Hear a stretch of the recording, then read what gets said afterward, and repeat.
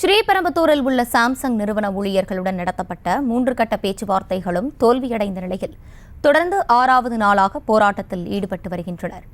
8 மணி நேர வேலை, ஊதிய உயர்வு உள்ளிட்ட கோரிக்கைகளை அவர்கள் வலியுறுத்தி வருகின்றனர். கூடுதல் விவரங்களோடு இணைகிறார் எமது செய்தியாளர் பாலா. பாலா, வணக்கம். இது குறித்து முழு விவரங்கள். நிச்சயமாக அஸ்வினி. காஞ்சிபுரம் மாவட்டம் ஸ்ரீபெரும்புதூர் அடுத்த சங்வாஸ்தலம் பகுதியில் எலக்ட்ரானிக் வீட்டு உபயோகப் பொருட்கள் தயாரிக்கும் சாம்சங் தொழிற்சாலை செயல்பட்டு வருகிறது.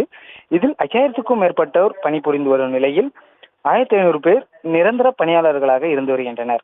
ஊதிய உயர்வு, 8 மணி நேர வேலை, CITU தொழிற்சங்க அனுமதி உள்ளிட்ட கோரிக்கைகளை வலியுறுத்தி கடந்த 9ஆம் தேதி முதல் தொடர்ந்து 6வது நாளாக தொடர் வேலை நிறுத்த போராட்டத்தில் ஈடுபட்டு வருகின்றனர்.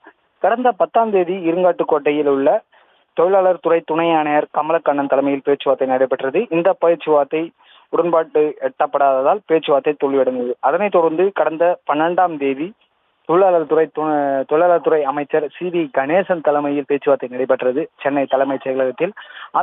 அந்த பேச்சுவார்த்தையும் தோல்வியடைந்தது. இதனைத் தொடர்ந்து நேற்று சென்னை தலைமைச் செயலகத்தில் தொழிலாளர் துறை செயலாளர் வீரராகவராவ் தலைமையில் 3ஆம் கட்ட பேச்சுவார்த்தை நடைபெற்றது. அந்த பேச்சுவார்த்தையும் தொடர் தோல்வியை அடைந்தது. இதனிடையில் தொடர்ந்து 6வது நாளாக போராட்டத்தில் ஈடுபட்டு வருகின்றனர். சமரச பேச்சுவார்த்தையில் சாம்சங் நிர்வாகம் தரப்பில் CITU தொழிற்சங்கத்திற்கு அனுமதி இல்லை என்றும், நிர்வாகம் ஏற்படுத்தியுள்ள கமிட்டியில் தொழிலாளர்கள் இணைய வேண்டும் என்றும், கமிட்டியாக செயல்பட்டு ஊழியர்கள் குறைகளை தெரிவிக்கலாம் என சாம்சங்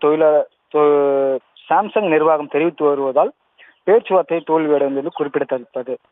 மேலும் ஊதிய உயர்வு, 8 மணி நேர பணி என தொடர்ந்து 6 நாட்களாக போராடி வரும் நிலையில் அந்த பகுதியில் பெரும் பரபரப்பு ஏற்பட்டுள்ளது. விவரங்களை வழங்கியமைக்கு நன்றி பாலா. செய்திகளை உடனுக்குடனும் துல்லியமாகவும் தெரிந்து கொள்ள சப்ஸ்கிரைப் பண்ணுங்க.